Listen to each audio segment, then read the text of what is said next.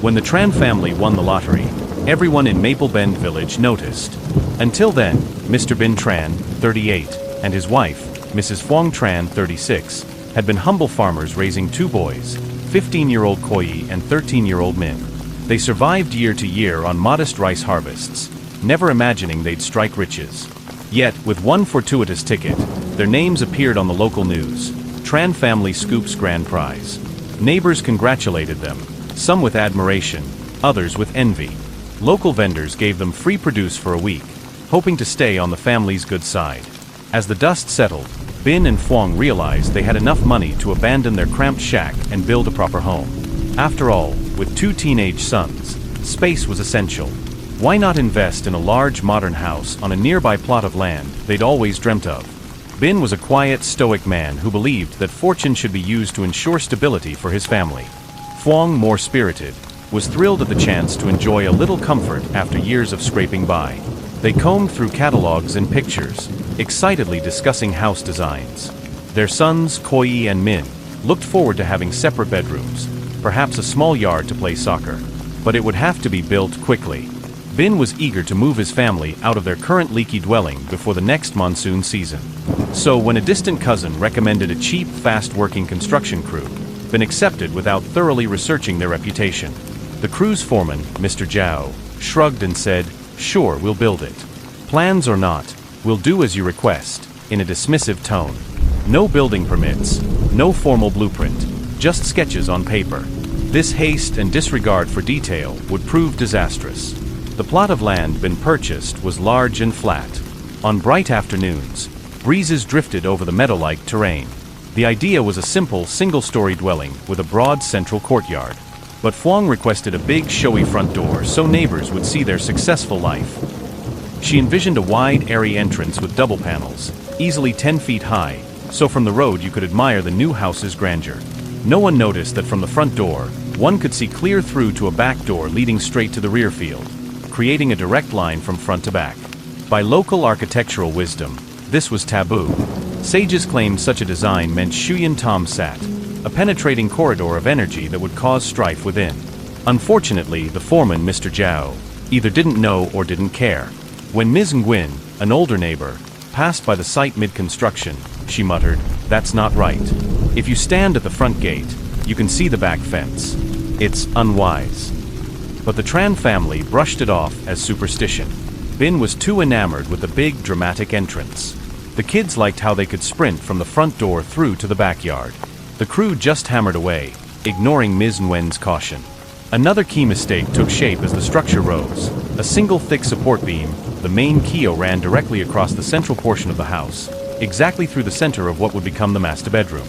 The men constructing the interior kept complaining that the beam's position felt awkward, but Zhao told them, "Just do it. The family wants a big living space. This is how we keep the roof from sagging." No formal builder or engineer was consulted. The combination of a wide front door aligned with a wide back door, plus that central beam crossing the heart of a living area and bedrooms, would unravel the Tran family's life.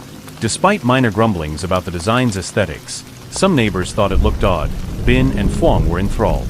The finishing touches included a shiny tile floor, pale blue exterior paint, and a large interior arch dividing the living area from the bedrooms.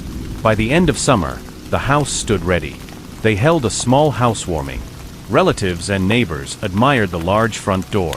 "So imposing," they said, nibbling on boiled peanuts and sipping tea.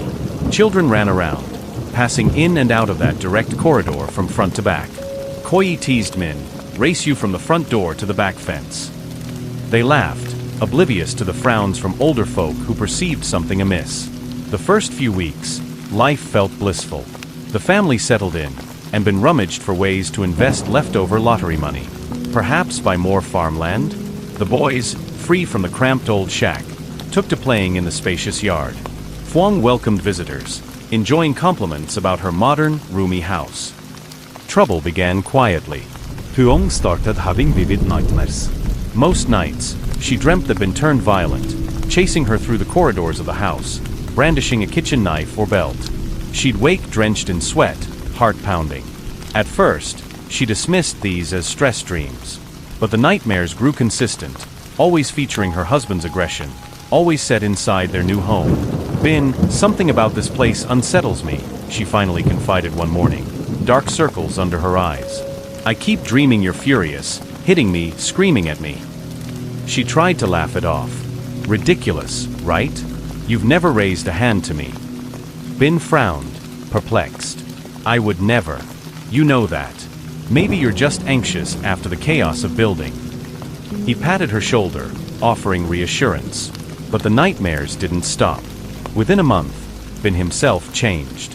He was once a calm, easygoing father, rarely drinking. Now, he found himself short-tempered, snapping at the kids for minor issues. He started coming home with a slight smell of alcohol on his breath. He'd pick fights with Phuong, accusing her of meddling or overspending. The kids observed the tension, confused. One night, as he sipped rice wine in the living room, Binh glowered at a minor scratch on the new tile. Useless children, he muttered under his breath, though he never before had insulted his sons. Phuong shot him a worried look. Binh, calm down. You're scaring me. He just scowled, took another swig of liquor, and stormed off to bed. The next morning, it was as if he had no memory of his rage. Yet a pattern formed. Day by day, a sharper hostility crept into his once kind demeanor. As time passed, arguments flared more frequently. Khoi and Minh tiptoed around their father, never sure what might set him off. Binh grew addicted to gambling, disappearing on weekends to play cards. On losing nights, he returned home seething, smashing a bowl or flinging furniture. Neighbors whispered about how the lottery curse had struck them, but a few wise elders insisted it wasn't mere money trouble. The house felt wrong. Phuong's dreams escalated into nightmares, so violent she began waking up screaming. You were beating me in that dream. You dragged the children away. It was so vivid, she sobbed once, face buried in her pillow. Binh, still half drunk, retorted cruelly, you talk nonsense. If I were as violent as your dreams, maybe I'd get some peace. Then he rolled over and left her trembling. 2 months later, the tension reached a peak. A trivial quarrel over the groceries turned volcanic. Phuong yelled back, surprising even herself. She'd never used such harsh words, but a wild fury ignited in her chest. Binh, eyes glazed with liquor and resentment, grabbed her wrist with bruising force. Khoi and Minh rushed to intervene, tears in their eyes. Let her go, Dad. Khoi cried, voice cracking. Binh shoved him aside. A primal rage flickered in his face, something that seemed entirely out of character, almost as if an outside force manipulated him. Panicked, Phuong shoved him back, running into the bedroom, slamming the door. He pounded on the door, cursing, before stumbling away. The kids helped Phuong gather her nerves. They huddled in the bedroom, hearts racing. I don't know him anymore, Phuong whispered. Through tears, she said, maybe we should leave. This house, it's destroying us. Though tension simmered, the family remained under one roof, hoping things might calm if Binh overcame his gambling streak. But the house itself offered no peace. Each corridor seemed to funnel clashing energies.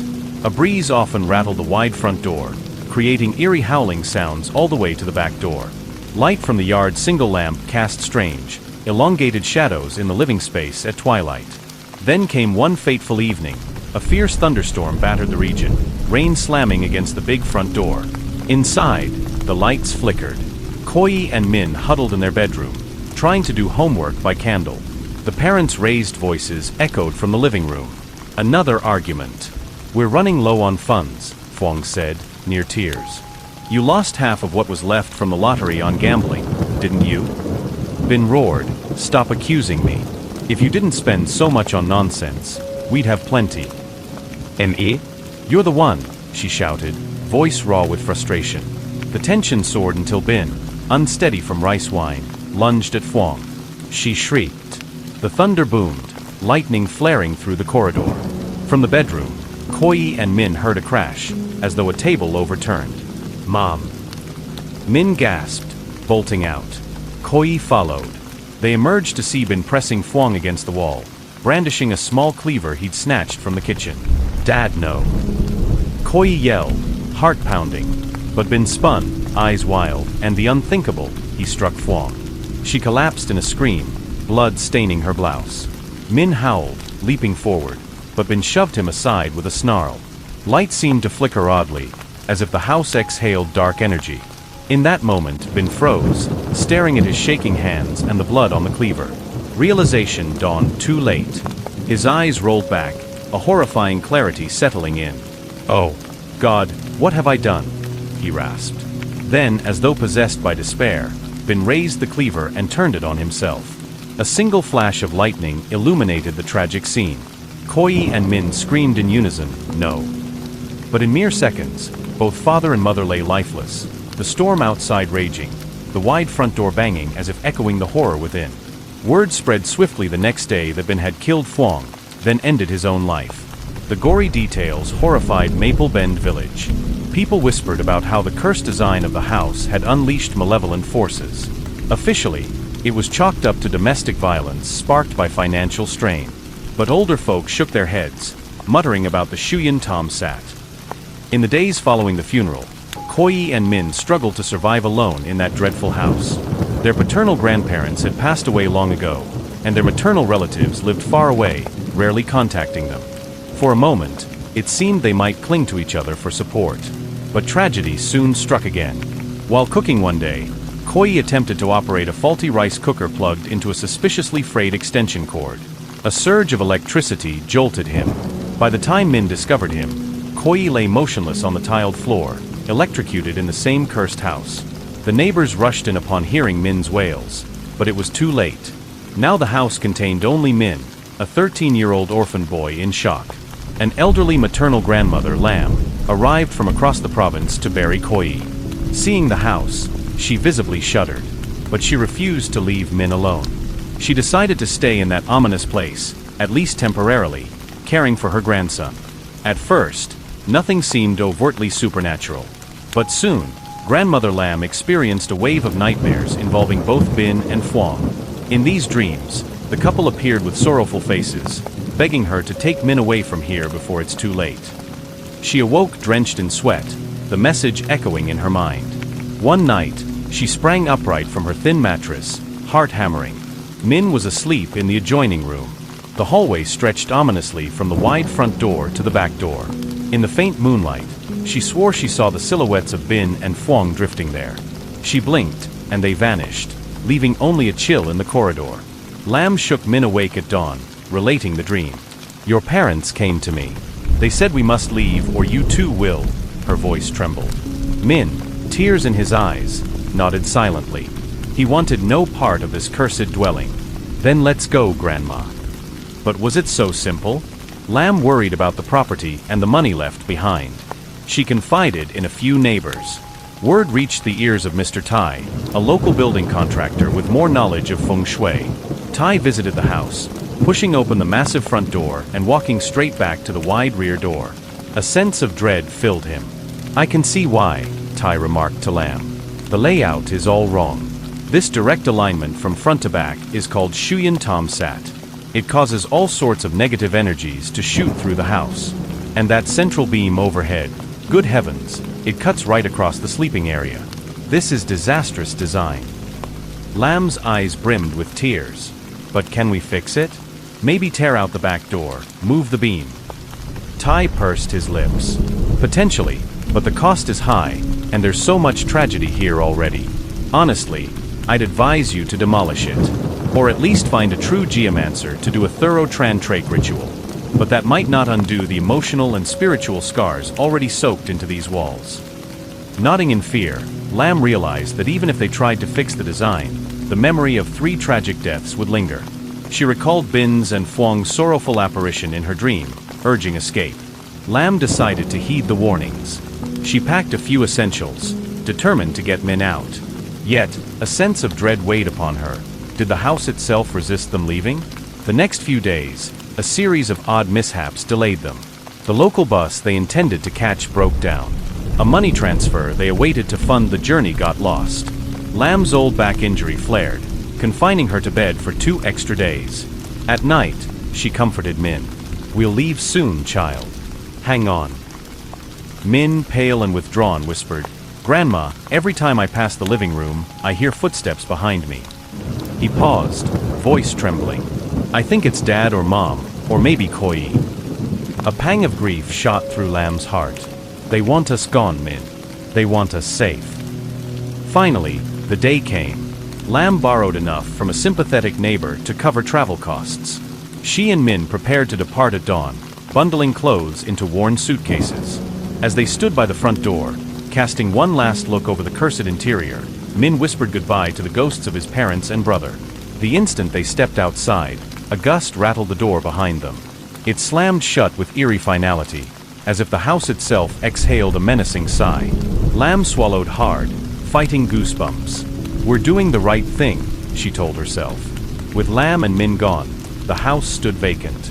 None of the extended family wanted anything to do with it, too frightened by its bloody history and ominous design. People occasionally passed by, glancing at the tall, imposing front door. They whispered about the tragedies that once befell the Tran family. Over time, rumors labeled it the House of Death. One prospective buyer visited, offering a small sum for the land, but backing out upon seeing the bizarre alignment of doors and the central beam. Another rumor claimed a fortune teller approached, insisting no amount of Trantrake could restore harmony. The property slowly fell into neglect. Weeds enveloped the yard, paint peeled in the blazing sun, the big doors warped under humidity. Eventually, a somewhat wealthier resident, Mr. Hong, took pity on Lam's predicament and purchased the land cheaply, perhaps out of charity. Once the deed was his, he left it deserted, refusing to demolish or renovate. Some guessed Mr. Hong wanted to resell it if real estate boomed, while others claimed he worried the restless spirits would be roused again. Meanwhile, Lam and Minh found a modest existence in Lam's home province. She used the small sum from the sale to rent a small wooden hut near a river. Minh enrolled in a local school. While the memory of losing nearly his entire family haunted him, he slowly regained a semblance of normalcy, making new friends. Lam, though haunted by nightmares, tried to raise him with kindness and love, acknowledging that death had visited them too many times already. In quiet hours, Minh sometimes asked in a shaky voice, "Why did Dad change? He was always so kind before we moved into that big house. Was it really the house that turned him cruel?" Lam would sigh, stroking his hair. "Some believe so, my child. He was a good man, but something in that place, or maybe the alignment of energies, twisted him. We can't fully know, but we must let them rest now." 2 years later, rumors drifted that another developer wanted to buy Mr. Huang's cursed property, intending to bulldoze the house and build a modern roadside cafe. Some wondered if that final demolition might free the spirits lingering in the walls. In a sense, the house was doomed from the start, a structure that never should have been built in that layout. Lam, now in her late 60s, heard the news with relief, hoping a cafe might replace that tragic shell. Minh turned 15, a solemn teenager who rarely spoke of his father and mother's fate. But sometimes, in his eyes, a shadow of sorrow flickered. He had begun forging a new future, one built on resilience, not wealth or illusions. One evening by the riverside, Lam decided to gently share with Minh what she'd learned from that local contractor, Mr. Tai, and from her own instincts. They called it Shuyan Tom Sat, meaning a direct line from front to back that invites destructive chi. And that main beam placed exactly in the house's core sealed the fate. Your father and mother. Perhaps they were undone by energies neither you nor I can truly comprehend. Minh listened quietly, tears brimming. I believe it. It felt like the house breathed anger. Lam nodded. Yes. We can only pray they find peace. And we are safe now, far from that design. Spurred by regret, Lam eventually returned to Maple Bend Village for a single day, accompanied by Minh. The house still stood, decaying. Weeds choked the once grand front door. Broken windows gaped. Inside was gloom and dust. Lam trembled but wanted to place incense for Binh, Phuong, and Khoi. Walking through the warped front doorway, she cringed at the open sightline to the rear exit. A rancid odor pervaded. Spiderwebs dangled from the ill-placed central beam. Minh stayed close behind, swallowing his apprehension. They lit 3 sticks of incense, bowing. We beg your spirits to rest, Lam murmured. No more suffering, no more violence. Forgive the mistakes of this ill-fated design. A gust rattled the rotting door. For a flicker of a moment, Lam thought she heard a faint sob in the echoing corridor, as if the house itself wept. Then the stillness returned. Exiting, they closed the door for perhaps the last time. Minh exhaled in relief under the midday sun. That same afternoon, they left Maple Bend for good, hearts heavy yet feeling a sense of closure. The cursed house might soon meet the wrecking crew. They prayed that, once demolished, it would release any lingering souls tied to its malevolent layout. Several months later, a rumored demolition took place. Workers, spooked by local gossip, tore down walls with heavy machinery during daylight, refusing to stay past twilight. One described a chilling moment. The large central beam cracked in a deafening roar, and for an instant, dust clouds formed shapes reminiscent of human silhouettes. Then everything collapsed into rubble. No horrifying poltergeist emerged, no further tragedy during the teardown, which might indicate the destructive chi had at last been neutralized. The land was leveled, prepared for future development. Some say Mr. Hong changed his mind again, leaving the plot vacant as a reminder of what had transpired. Others insist he sold it quietly, refusing to set foot there again. Time flowed onward. In a small riverside hamlet, Lam and Minh continued their modest existence, forging a life free from Maple Bend's sorrow. Minh, nearly an adult now, excelled in school. Though quiet, he carried compassion for others, perhaps born from witnessing tragedy so young. He rarely spoke of the big house that killed his family, but in occasional nightmares, he relived the final thunderous night of horror. In those dreams, he'd run down that corridor, shouting for his father to stop. He'd see his mother's anguished eyes, hear Khoi's panicked screams. Waking up in a cold sweat, he reminded himself he was far away from that place. Lam grew older, wrinkles lining her face, but she found solace in caring for Minh. The memory of Binh, Phuong, and Khoi weighed on her, but she no longer felt haunted. She believed that, with the house gone, their spirits could rest, no more forced to roam corridors of doom. Some nights, when soft breezes rustled the bamboo outside their new abode, Lam imagined she sensed the presence of her lost loved ones in the wind, offering a gentle farewell. She'd place a small offering on the windowsill, incense and a cup of tea, murmuring, "Be at peace, dear ones." Minh, hearing her murmurs, would join her, lighting the incense. They didn't cry every time, but the ache remained. Yet through it all, they found hope. A child who survived unimaginable horror, an old woman who refused to let fear paralyze her. They illustrated the quiet power of human resilience. In a final reflection, Lam sometimes whispered, if only they had built that house differently. So many lives might have been spared. But regrets cannot change the past. Instead, she and Minh chose to live each day gently, cherishing dawn's soft light as they parted curtains in a home free of cursed alignments and savage energies.